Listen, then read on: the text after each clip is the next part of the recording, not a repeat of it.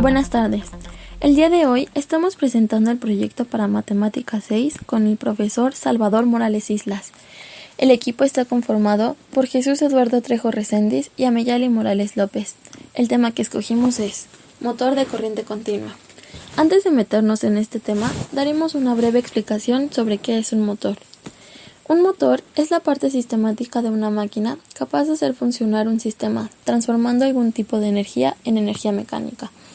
En los automóviles, este efecto es una fuerza que produce el movimiento. El motor de corriente continua, o también conocido como motor de corriente directa, motor CC o motor PC, es una máquina que convierte la energía eléctrica en energía mecánica, provocando un movimiento rotatorio, gracias a la acción de un campo magnético. Los motores de corriente continua tienen varias particularidades que los hacen muy diferentes a los motores de corriente alterna. Una de estas es que pueden funcionar a la inversa. Es decir, no solamente pueden ser usados para transformar la energía eléctrica en energía mecánica, sino que también pueden funcionar como generadores de energía eléctrica. Esto sucede porque tienen la misma constitución física que un generador. Los motores de corriente continua tienen un par de arranque alto, en comparación con los de corriente alterna. También se puede controlar con mucha facilidad la velocidad.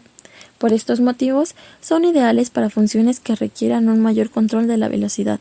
Son usados para tranvías, trenes, coches eléctricos, ascensores, cadenas productivas y todas aquellas actividades donde el control de las funcionalidades del motor son esenciales.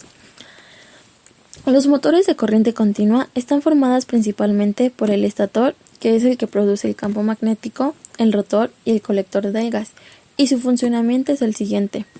En el estator se produce la inducción, ya que es la parte del motor de corriente continua en donde están situados los imanes permanentes, o las bobinas que hacen de electroimanes, y por tanto, es donde se produce el campo magnético necesario para mover el rotor. El rotor recibe una alimentación externa de corriente continua, por medio de un colector de delgas. El colector de delgas está fabricado con dos contactos aislados eléctricamente, y cada contacto está constituido por dos escobillas deslizantes de carbón que hacen pasar la corriente continua por el bobinado del rotor. Al recorrer la corriente continua, el bobinado del rotor se produce una fuerza que da lugar a un par de giro del rotor. Ahora bien, para lograr un par de giro en el rotor, que sea continuo o que el rotor gire continuamente, el colector de delgas lo que hace es invertir la polaridad cada media vuelta del rotor, ya que las escobillas del colector de delgas no están conectadas de forma fija al bobinado del rotor. Para cambiar el sentido de giro del rotor y por tanto del motor, solamente hay que invertir la polaridad de la fuente de alimentación en su inicio, o puesta en marcha del motor de corriente continua. Su fórmula es la siguiente. El rotor, al ser alimentado con una corriente continua por medio del colector de delgas, produce una fuerza contraelectromotriz o FCM.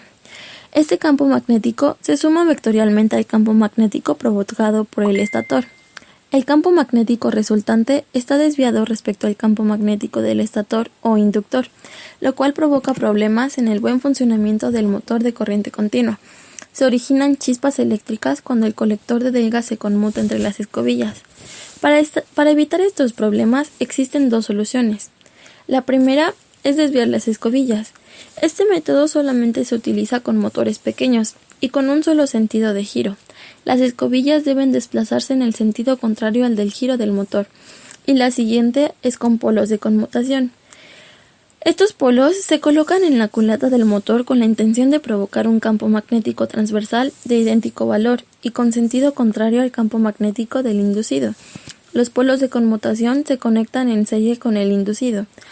Con este método da igual el sentido del giro del motor, ya que al invertir el giro se convierte la polaridad de la corriente del inducido y también se invierte la corriente de los polos de conmutación.